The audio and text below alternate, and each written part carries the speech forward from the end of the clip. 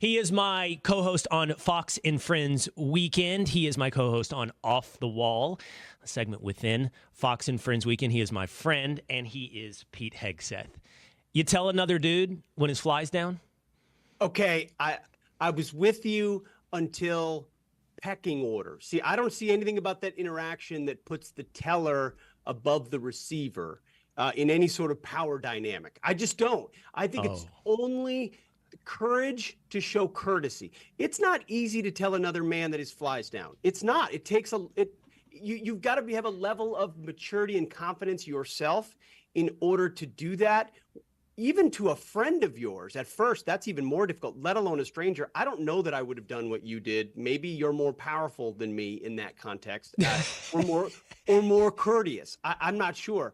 But I just think when you're told that, the only feeling I've had, which I've been told by friends, not really strangers, I don't know that I've ever had a stranger tell me, is appreciation. I'm just grateful to be hooked up in that. And you mentioned Off the Wall in the segment we do together. I don't know if you've ever noticed this. I'm sure you haven't. But every time we do that segment, the last thing I do 2 seconds before we go on air is check my fly, because I realize we're standing up. Yes, every time. Just check the tape. Just glance over one time. It's a fly check, because I've been known to leave my fly down, and the person that tells me most often is my wife right here. And I appreciate her telling me, but that probably emasculates me the most, because I realize she thinks I look foolish. I'm insulted if someone does not tell me that my fly is down. It's like having something in your teeth. Why would you let me walk around with that in my teeth? But the thing about the fly is a friend. You don't look around at a group of strangers and be like, why hasn't anyone told me that? Yeah, if I didn't tell you for an hour, you'd take issue with me. For sure. But not with the teeth. I don't want a stranger saying, hey, man, you got something in your teeth. But if you're walking around with your fly down, I think that is a common courtesy to say among dudes, your fly is down. But I think it is this moment where he is overcome by a little bit of shame and embarrassment. And because of that, I'm full of confidence. And I think at that moment, if this were the law of the jungle, he just got caught by the alligator. What are you doing with that moment? I was the hippopotamus that made it across the river. Moment? Are you going to make him do push-ups? Or are you going to request but what is that power dynamic doing for you? It's just there. It's just in the air, and he knows it, and I know it. We both know it. And if we were electing a king, I would be elected king of the TSA X-ray line in that moment. He doesn't win. There's no way for him to win an election for king with his fly down. It's really interesting. This goes back to the Roman Empire debate of, like, in every moment, are we thinking about who would be the king of this TSA line? Like, I'm the man. This is my tribe. Like, you know what I mean? How often are we looking around and being like, oh, I'm in the Delta Lounge. You know what? I think I'd be the top dog here. You know, I mean, that is the type of thing sometimes we think about, back to the Roman Empire. All right, that's story number one with Pete Hegseth. Story number two. There's speculation out there, Hegseth, that things are on the rocks with Senator John Fetterman and his wife Giselle. I do not know if that's true. I don't know that it's important whether or not it's true. It seems to be. It's important in that I think it does lead us to a deeper conversation. First, within the news cycle, there's something going on with Senator John Fetterman that is fascinating. He seems to have had an evolution, a conversion, or a seeing of the light. Or he played a huge rope-a-dope on progressives in his run for the Senate. He has changed from embracing freedom on Zen, the pushback on regulation of Zen in New York, from Israel to the southern border. Something has changed with Fetterman. I joked on Off the Wall that he went in for mental health issues and came out a Republican. Now, he's not a Republican, but, something is going on with Fetterman. Big time. I don't think. Is it a gross political calculation in a state that's 50-50? I don't think so. Like, I think you're right with what you said on Off the Wall. The guy, you're the black is coming in and you're going toward the light and you realize, no, I've only got one shot in this world. I'm going to be honest with how I really feel. I think the dynamic with his wife is a really interesting one. We don't know for sure. By the way, she deleted her social media accounts and everyone was speculating that's because she was getting so much backlash for the positions that her husband was now taking, especially on Israel. and she's been a proud progressive for a long time. I don't think you can underestimate or factor in the extent to which change in political positions can change the dynamic of a relationship for a political couple. When clearly she's as ambitious as he is, if you staked your whole claim on the popularity of being a virtue signaling progressive, and then the guy who everyone kind of wrote off as a toady of, every left-wing talking point decides to get an independent mind and talk like Republicans, like that becomes a badge of shame on the wife. And again, we don't, from her view, and again, we don't know that's exactly what's happening, but if you're used to the fawning glow of the wife of a progressive senator, and now you're indicted because of his positions, and everyone thought he was kind of a dunce anyway, and now you have to defend those or at least live with them, that could be a eventual deal breaker. So I do think Rachel talks about this all the time. Politicians are couples, and how your wife or husband feels about the positions you take impacts you a lot. And that clearly he's decided to speak independently. The question is she okay with it? Which makes it even more fascinating, the relationship dynamic between, for example, James Carville and Mary Matlin, although that dates back to sort of the 90s and the early 2000s, the idea that a marriage can survive a Republican and a Democrat, somebody on the left and somebody on the right, or Kellyanne Conway and George Conway. It's what an awkward position to professionally and ideologically be so opposed and then go home and have a harmonious marriage. And I appreciate that you reiterated what I've tried to reiterate. We don't know what's happening between Giselle and Senator Fetterman. We don't know. But what I find fascinating about it is this deeper conversation. And you and I have talked about this. I don't know that we have ever yet talked about it on the air, but I wanted to share two fascinating pieces of research that I came across. One, Dr. Jordan Peterson reposted this. In Canada, there's a Canadian polling outfit that said, what would it look like if only, from Main Street polling, if only men voted? And it's overwhelming that Canada would be electing a conservative government. It's not a close. It's like a 5-to-1 proposition of how many men would vote conservative versus how many men would vote liberal.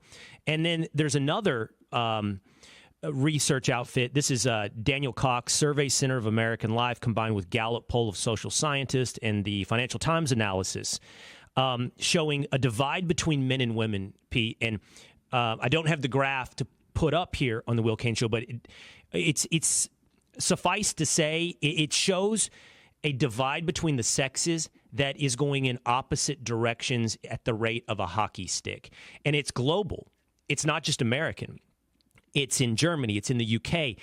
It's really stark in South Korea. And it all starts about roughly 2012 to 2015, where men become more conservative and women become more liberal. And we've seen that kind of thing when we say, what would the different states look like, or how would America vote if only men voted or only women voted? And I don't know that there's enough talk about the political polarization of men and women. Oh, you're right. I mean, it's been part of what's been discussed for a long time, in that Democrats got a larger portion of the female vote and Republicans a larger portion. But why that demarcation? That's what's interesting. I'm not here to plug a book, but we've thought about this in Battle for the American Mind, and there is something about the generational change in the ethos of, let's just take America, for example, which was a Western Christian paideia that turned into kind of an American progressive paideia, which was still sort of traditional and patriotic. And then around the turn of the century, effectively our institutions have embraced what we call a culturally Marxist paideia, which cultural Marxism exists to break down the traditional roles in society, right? So as the power structures tell men that the things you do well, you should stop doing or do less of, and then tell women, well, you should do more. I mean, we've been doing this for decades, but it becomes more culturally sort of forced. People reject, I think our human instincts reject that, especially amongst young people who see that and say, I don't want that. And I think that's part of where you see that split.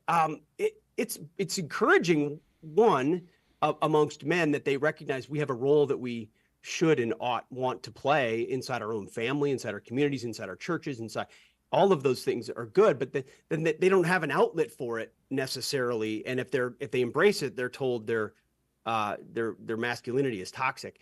And then on the female side, this is for black and white, but I think if you have more broken families, as you remove male figures from families, women oftentimes especially in the 60s and 70s with the burst of welfare programs, end up turning to the government to be that male role and get some of that support.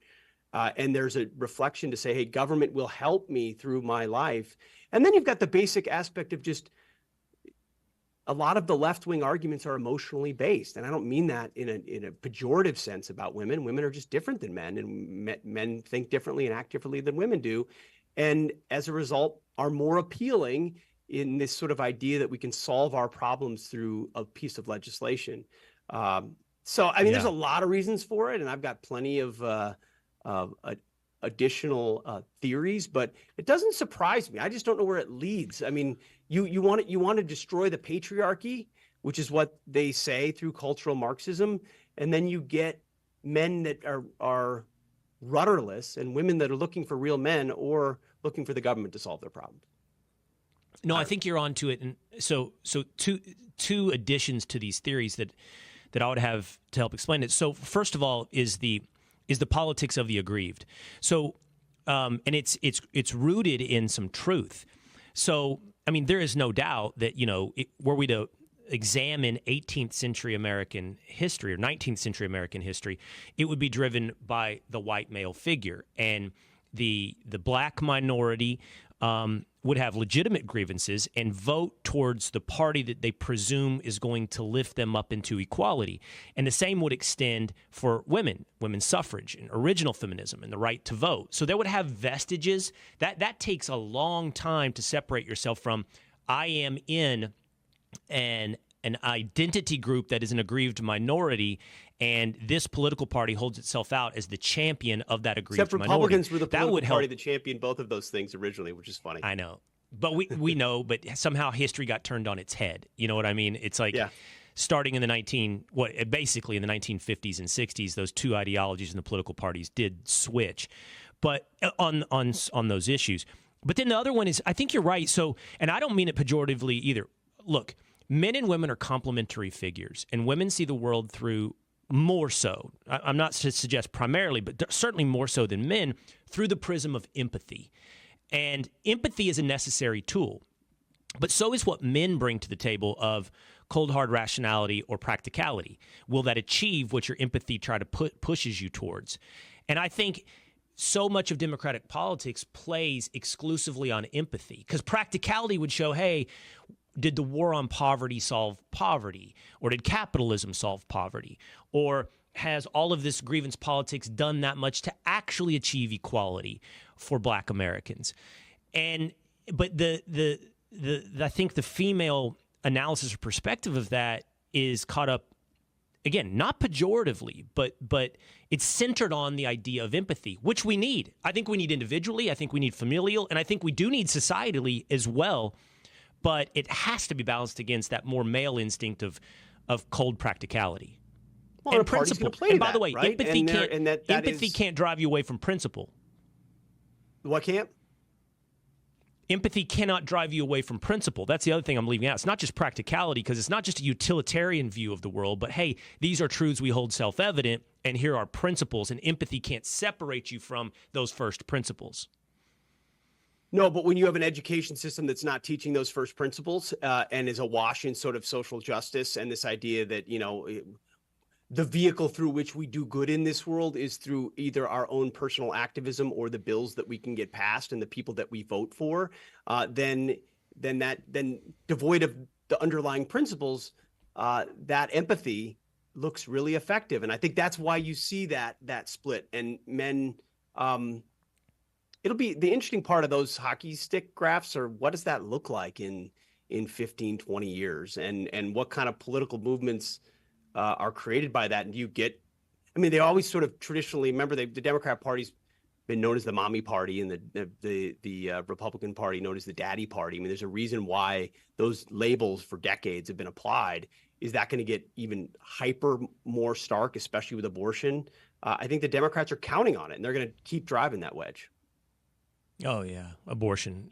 But what's interesting, what I want to dive into is we see everything through the lens of America. What's happening in South Korea? Like, this is happening across the globe. I would like to know what's happening in South Korea. Know. All right, story number 3 with Pete Hegseth. So last week, Pete jumped on, or 2 weeks ago, on this regular appearance here, Pete jumped on the Will Cain Show and basically called me out for my inconsistencies and my failures when it comes to my New Year's resolutions. So now it's time for me to turn the tables on Pete's all-talk inconsistencies. There was a weekend where we were talking about some of our deeper or more esoteric approaches to things, and I think we were talking about primarily politics, but also mixed up in this was sports. And Pete said, I spent most of my life instinctually rooting for the underdog, whether or not that's in sports or in politics. And I think it was with you were referencing Donald Trump. You realized that's not a valuable instinct, or it's not a guiding principle. I shouldn't always just root for the underdog. And by the way, Pete, I have that same underdog mentality. I don't like rooting for the favorite. It's just not fun. Maybe because there's no big payoff.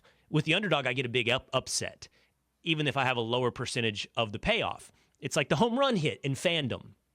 But you talk a big game about rooting for the favorites, and then you prance around in a Detroit Lions hat this weekend, which by the way, you're a sports bigamist. You cheat on your Minnesota Vikings every time I turn around. You're not monogamous in your fandom, but you're also not faithful to your I now like the favorites. Count me among the New York Yankee fans. Wow, where do I start with that cultural assassination or character assassination that just came? We had this conversation in the context of I'm super passionate about politics because of the implications of how it will impact my future and the future of my kids and my country, but I'm passively passionate about sports and willing to be more frivolous about it because it doesn't matter at all. And I sort of impugned you and said you actually self-indicted yourself by saying, okay, so you're saying I'm a kid who's never grown up because I'm still passionate about sports and games that don't matter. And I would never say such a thing. You said that.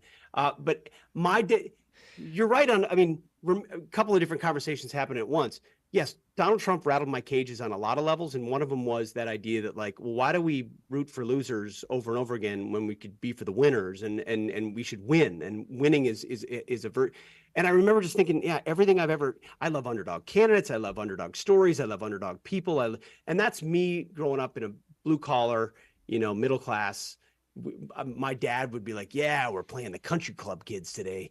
They look at their fancy uniforms. They think they're just going to, and we show up in our t-shirts and you beat the pants off them and they're going to go home and cry to, in their rich mansions, that was sort of the mindset that I grew up with, which I like having that, but I don't like losing time and time again. So I guess I've kind of, in sports, I still like the underdog and I'm happy and often root for the underdog. I'm not cheering for the Chiefs. I'm not cheering for the Niners. I'm not, I'm pulling for the Lions. I haven't been there for 35 years. So I bought one hat with my kids to give them a little love. And now I'm a sports, whore.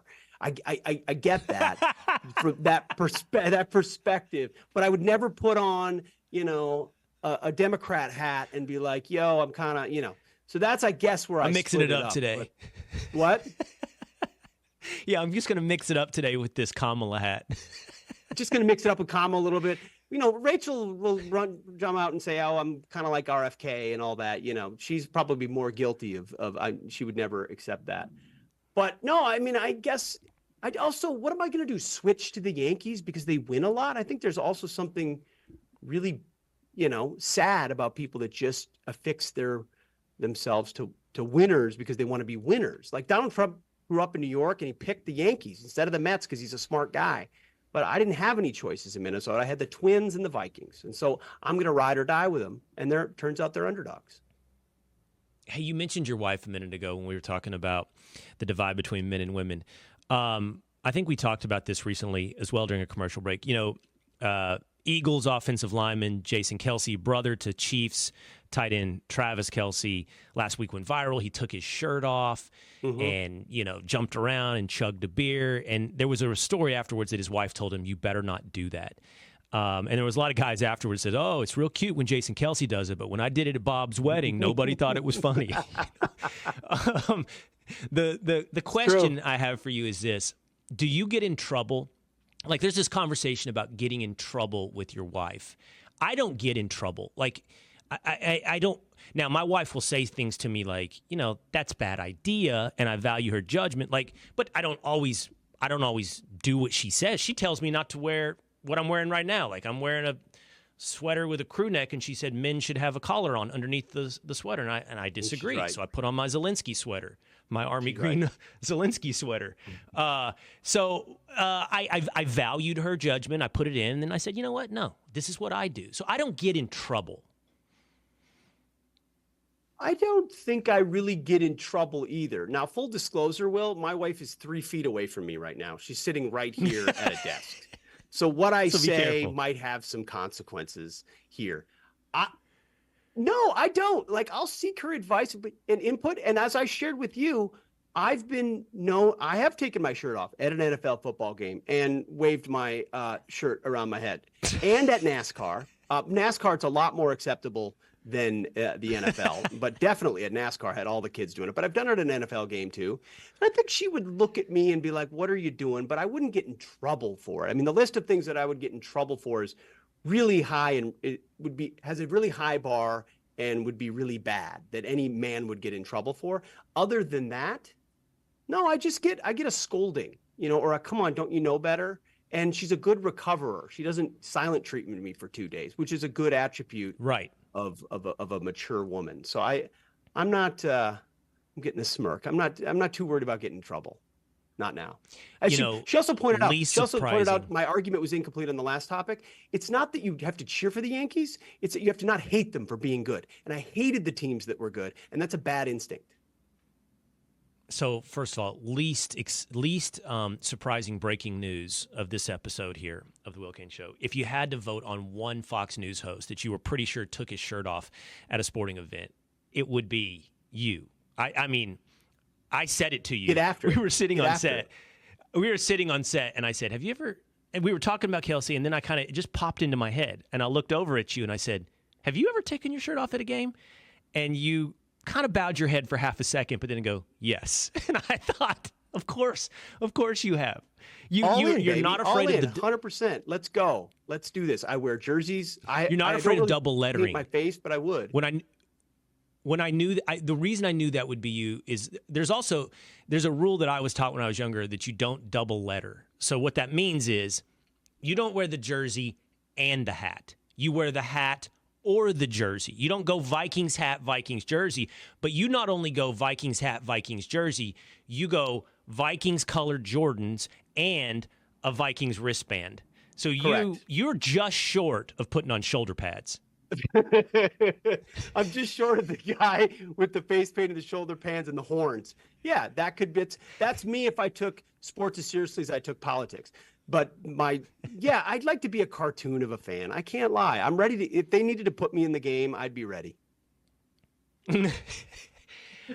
Real quick to button it up on guys getting in trouble. I do think, and I'm being a little facetious, but I'm also a little bit like cultural analysis.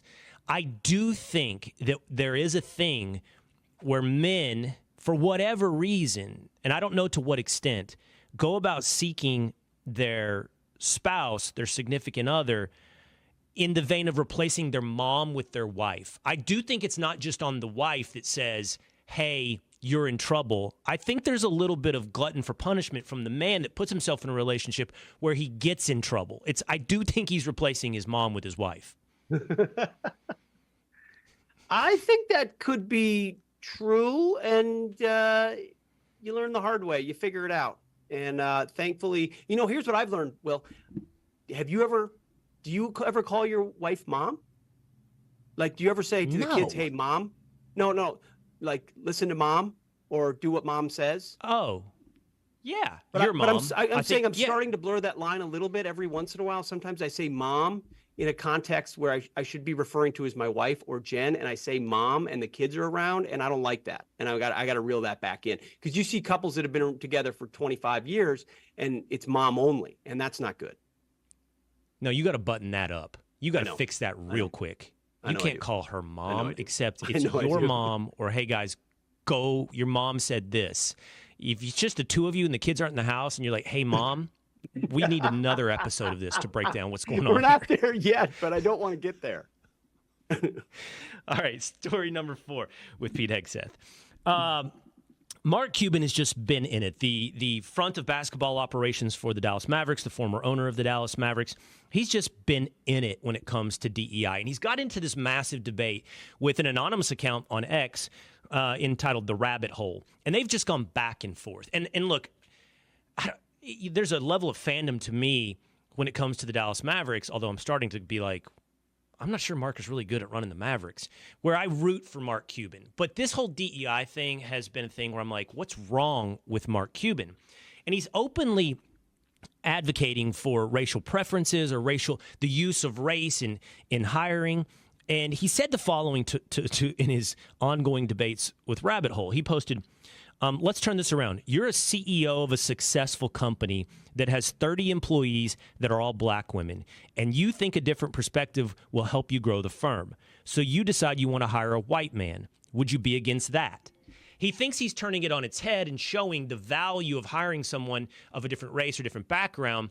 He thinks he's turning it on its head to say, this is why you would do so. If it were 30 white men, you'd look to hire a black woman. Mike Solana, who is a commentator on X, said this in response: the way this man just casually argued a room of 30 black women constitutes the presence of a single opinion and thinks that is not racist is wild.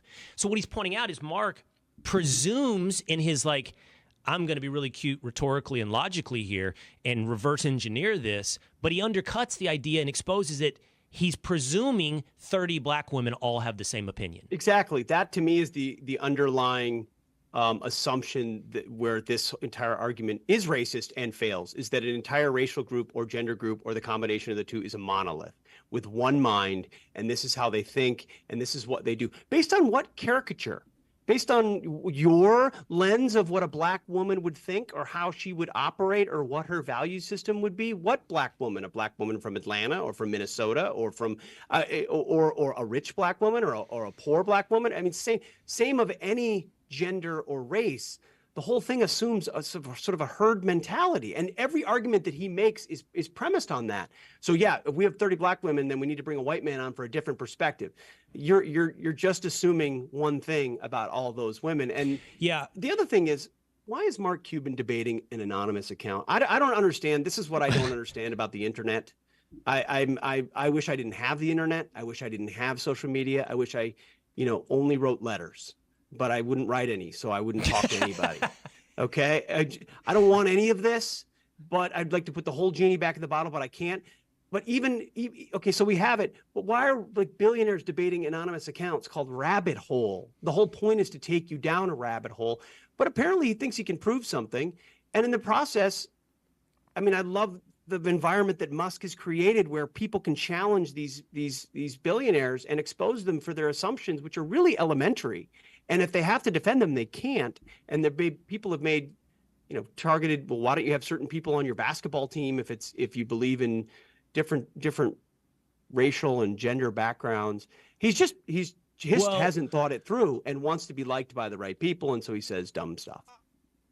I actually think it's more complicated. I have a little bit of a pushback. So on its surface, I am right there, and I have spent countless hours in media, both in sports media and now in political media, talking about how offensive it is to presume someone's individual thoughts are predetermined or presumed based upon their superficial characteristics.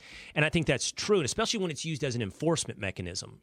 You're black, so you have to vote this way or think this way. Like, the most offensive thing is like what was said by Joe Biden. If you don't vote for me, you're not black. That's out of sight racist. But I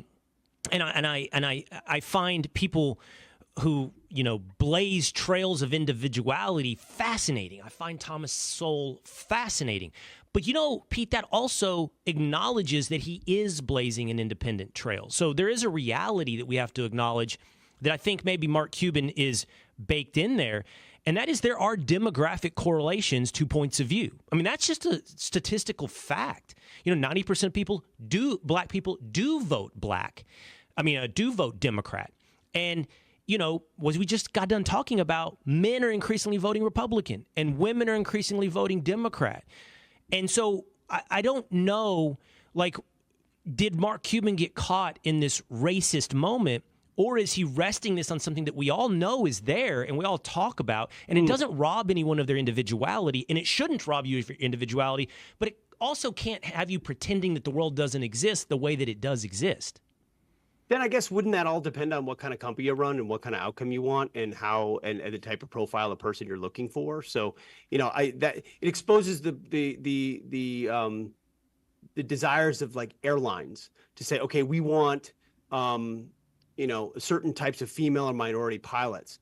Well, if you don't have a problem with your takeoff and landing rate with the current pilots you have, then what are you trying to get after other than some quota or number that allows you to virtue signal? But if you're running a company that's trying to, market to different types of people with different viewpoints, then there might be some value in identifying certain traits in different backgrounds. But that's a bottom line calculation, not a skin color calculation per se. That's why I'm so against what the military is doing. It's like, okay, you don't need, if you need a good rifleman, it doesn't matter if they were rich or poor or black or white. The skills you can teach them are going to manifest the same if you train them properly.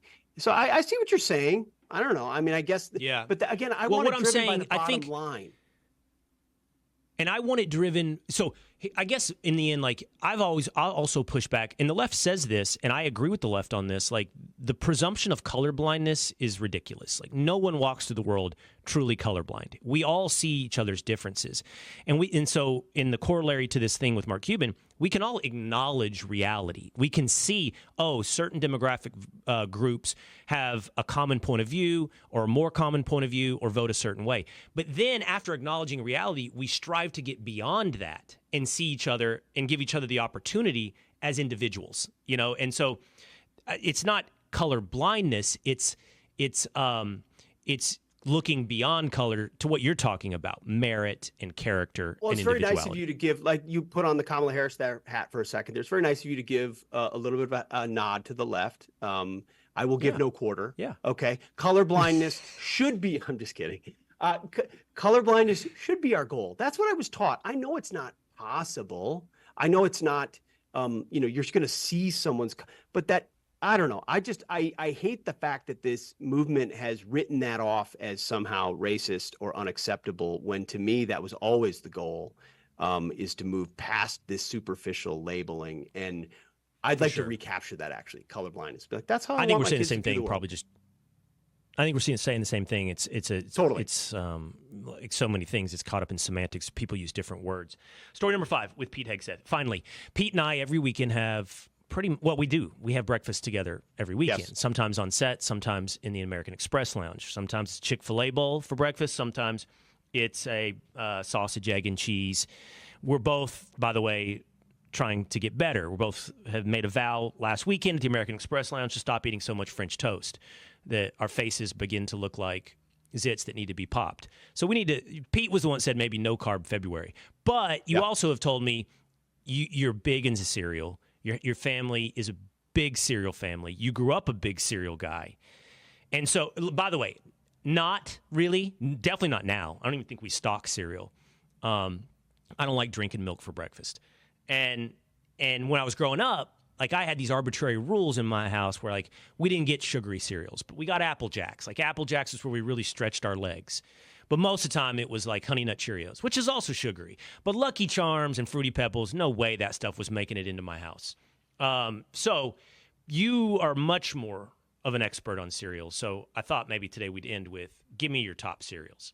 I appreciate that. Same rules applied in the Hegseth household when I was growing up. No treats. We call it treat cereal. We're not doing that. But then my dad would have Rice Krispies on the daily and pour a mountain of sugar on top of it as if that was better. than whatever Terrible else cereal. could. By the way, could be in the terrible cupboard. cereal. Terrible, terrible, terrible. There's no. By the way, I love milk. We're a whole milk family only. Whole milk is unbelievable. I used to call it restaurant milk because we had 1% at home, and then we go to the restaurant and drink milk, and it would be way better. And I'd be like, "Why is restaurant's milk better?" Because it's just whole milk. So cereal has to be had with very cold whole milk. And when you have cereal with very cold whole milk, it's life-changing. It's basically like eating ice cream, even if you're not having sugar cereal. So here's my top 5 non-treat treat cereal. Top 5. Going away, Crispix is my favorite. Non-treat, I love it. I don't know, it's half rice, it's half corn. It's phenomenal. Special K, number 2. Simple, terrible. Amazing. Grape nuts, soggy, fantastic. You can't. You gotta kind of fit. You gotta eat it fast because you want the crunch, and so you put more milk in than the grape nuts. You kind of swamp it, and then you get every bite gets lots of milk in it with crunchy nuts. I'm still a Wheaties guy because I loved it back when you could get your favorite local sports guy on the cover. Love it. And Cheerios, I can still go for Cheerios. A lot of the Holiday Inn Expresses I stay at, they've got Cheerios. They've got one treat cereal and something else, and I go Cheerios. Now, sweet cereal, Lucky Charms, Cocoa Krispies, Fruity Pebbles, Honeycomb, doesn't get enough love, and Cinnamon Toast Crunch. Okay, here's the failures and here's the successes. Cereals like Fruity Pebbles are in the Rice Krispies vein. They're just vehicles for sogginess. They're terrible because all you do is just mush things between your teeth. Same criticism of the Special Ks and the Wheaties and to a less extent the Frosted Flakes. I don't like the flake-based cereal. It's also a machine for sogginess. Well, you've been doing it wrong. Here's where you did well. I hold on, just one quick on that. You just pour smaller bowls. This is what I do. I pour tiny little bowls, and I put milk in, and I eat it fast, and it stays crunchy the whole time. So don't do big bowls. Do lots of small bowls. And less milk, by the way. I go low milk if any of these. Okay. By the way, Grape Nuts is a great call. I think Grape Nuts is a hugely underrated cereal. And on the sweet treats, you're right. It's Lucky Charms. That's the solid cereal. And by the way, don't give me this only marshmallow Lucky Charms. You need the treat of the marshmallow hidden inside the bland other parts of the Lucky Charms to make it fun. If it's all marshmallow, it's not fun. It's like sunny days. I lived in Southern California. You know what's the thing about it? If you got 365 sunny days, you know what they stop being? Sunny days. You need some rainy days, some cold days to make you appreciate the sunny day. I need the bland part of the Lucky Charms to appreciate the fun part of the Lucky Charms. And then finally, the one you didn't mention, the one you didn't mention that I think deserves love is Honey Bunches of Oats. I think it's an awesome combination of flake and crunch and sweet and nutritious. It brings it all together, Honey Bunches of Oats. I just have nothing for oats. I have nothing for granola. My wife eats fistfuls of granola on the regular, and I look at her and I just think, are you a squirrel? I just don't understand granola. So that's why it's out for me. I love nuts. I love granola. I love Pete Hegseth. All right, buddy. Always fun. I'll see you on the weekend. Thanks, man. Thanks, man. Take care.